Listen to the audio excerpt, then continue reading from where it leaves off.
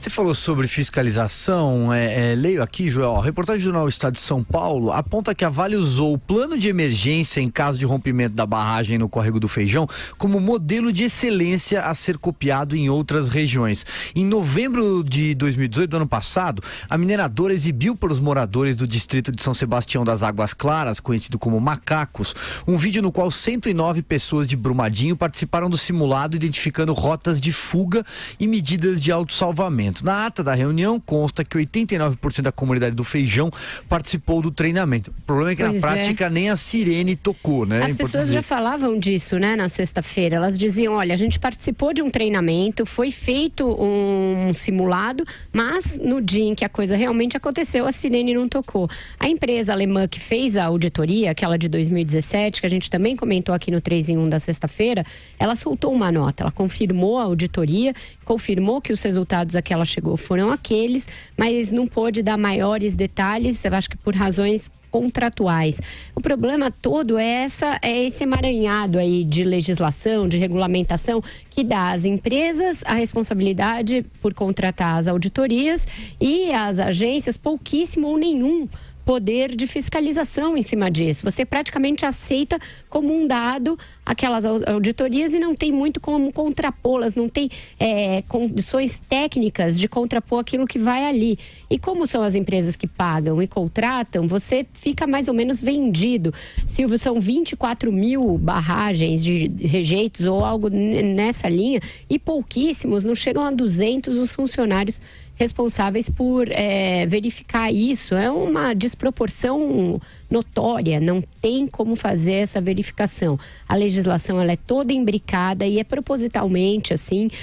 As tentativas legislativas que foram feitas, tanto no plano federal quanto lá em Minas, para tornar essa legislação mais rigorosa, esbarraram em lobby muito bem fundamentado da Vale e de outras empresas do setor, que são empresas poderosíssimas, tem bancadas. Quando ainda era permitido financiamento privado de campanhas, eram largas financiadoras de campanhas eleitorais de todos os partidos, tem conexões em todos os partidos. Então, é todo um sistema muito, muito complexo que vai impedindo que se faça uma prevenção e depois impede a correta punição também quando acontecem tragédias anunciadas como essas. É difícil esse nó.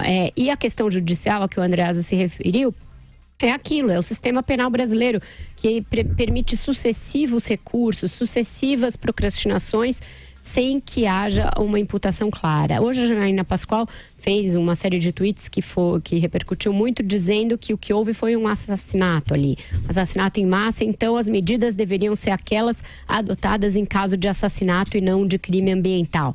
Talvez para pedir prisões preventivas, prisões temporárias, alguma coisa mais efetiva no campo da punição criminal. Mas também isso é difícil. Essas empresas, os diretores não têm a sua responsabilidade penal muito clara nesse caso. A quem seria imputada a culpa? Não é simples, não vai ser simples e vai ser algo que vai se arrastar por meses e até por anos. Só para complementar o seu comentário, até 2014, até a eleição de 2014, a Vale era uma das maiores doadoras contabilizadas, registradas na Justiça Eleitoral. Diga, Andreasa. O Silvio, é o seguinte, precisa fazer uma transformação de ordem legislativa profunda, passando pelo Código Penal, a que fez referência a Vera, para que diretores de empresa possam ser punidos criminalmente com base em crimes como esse. Hoje, a nossa legislação não contempla. Então nós estamos olhando para um ajuste legislativo para o futuro que não colherá esses indivíduos. A lei não retroage contra o réu. Existe um projeto no Senado que transforma em crime hediondo como esses decorrentes da mineração, mas não avançou e é uma discussão muito complexa mesmo. O que eu sei é o seguinte: a legislação brasileira para mineração, muito mais em Minas Gerais, é feita pelas mineradoras. O fato de caber a uma mineradora se auto-auditar já é a resposta para isso. Essa companhia alemã que auditou, fez uma fiscalização técnica nessa barragem, por mais competente que seja, o fez em setembro de 2018. A barragem é um organismo vivo, essa de rejeito. Ela é um cemitério de rejeito, mas ela se movimenta o tempo todo. Ela hoje não será igual amanhã. Ela muda o tempo todo. O acompanhamento tem que ser diário. E isso não é feito. Então, você tem uma companhia do tamanho da Vale contratando uma consultoria para dizer se a operação ali está correta ou não. Minha gente, me diga que empresa no mundo dirá para a Vale que ela está errada e condenará uma operação como essa? Para quê? Para nunca mais ter um cliente? Ou no mundo real não é assim? Tem que acabar com esse negócio da empresa pagar para a consultoria que fará a sua auditoria. O que é isso? Quer enganar quem? Esse é o tipo de investimento, aí sim, que o Estado deveria fazer. Quantos fiscais existem em Minas Gerais? E lembrem que o representante do IBAMA, no conselho que autorizou a ampliação em 70% desse complexo de barragens, se absteve na votação. O membro do IBAMA se absteve na votação, se manifestou considerando os riscos de aumento da operação, mas na hora de votar se absteve. Por 8-1 autorizaram a ampliação da operação nesse complexo. Esse complexo em que a barragem que rompeu está inativo. É disso que a gente precisa falar. O ministro Ricardo Salles, aliás, hoje falou sobre que seria preciso focar a fiscalização em barragens de natureza mais complexa. Mas vejam o golpe que se deu nessa votação que autorizou a ampliação desse complexo. Ela tinha nível 6, muito complexo, exige etapas de fiscalização, dificulta o licenciamento. O que eles fizeram? Rebaixaram o grau de risco da barragem para o nível 4 e conseguiram numa canetada autorizar o troço. Então o negócio é muito difícil, muito complexo. Se não tratarem a empresa com responsabilidade criminal sobre os seus dirigentes, isso não vai mudar. Exato, e a proposta de transformar em crime hediondo e tudo, de botar na prisão, e se tiver responsáveis mesmo, tem que botar na prisão. Agora, ela é aquilo, é como a gente lida quando já deu tudo errado, né? Queremos penas cada vez mais duras quando já deu tudo errado e que daí, quem sabe, as pessoas pensam lá atrás.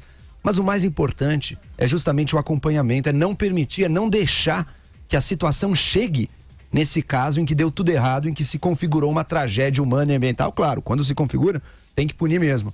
Mas cadê o papel do Estado antes de não permitir isso? Eu queria ver menos gente sendo presa em grandes punições exemplares depois de uma tragédia dessas e mais uma fiscalização constante, mais um processo mais exigente, mais rigoroso antes de permitir construções como essa, dessa barragem, mais multas sendo aplicadas regularmente, um intercâmbio maior entre o poder público comprometido com o meio ambiente, que não é o caso, e uma empresa que percebe que seu lucro de longo prazo também depende dela ser bem sucedida nessa parte, que também não é o caso. Se a gente só pensa na punição depois que tudo deu errado, a gente está apostando numa super racionalidade também desses agentes. Porque eu acho que daqui a anos, se der um acidente, eu posso ir preso, então eu não vou fazer. Mas na hora H, a pessoa acredita que não vai dar nada de errado, rebaixa o nosso nível de complexidade, vamos passar isso aí, depois tudo vai se arranjar, não vai ter problema nenhum, até que acontece. Então é justamente esse acompanhamento, é tornar a legislação mais rigorosa, mais clara. Fala-se muito hoje em dia de licenciamentos mais ágeis, né?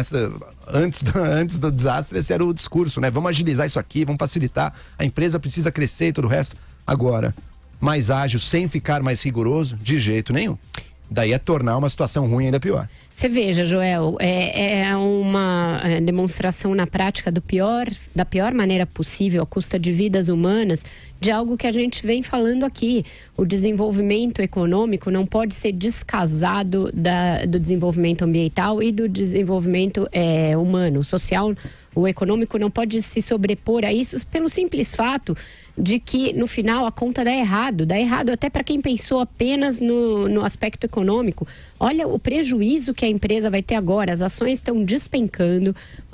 A retenção de recursos já chega à casa dos 11 bilhões de reais, 250 milhões em multa já aplicada e muito mais por vir, e a imagem internacional dessa empresa, que é uma das maiores do Brasil, jogada literalmente na lama.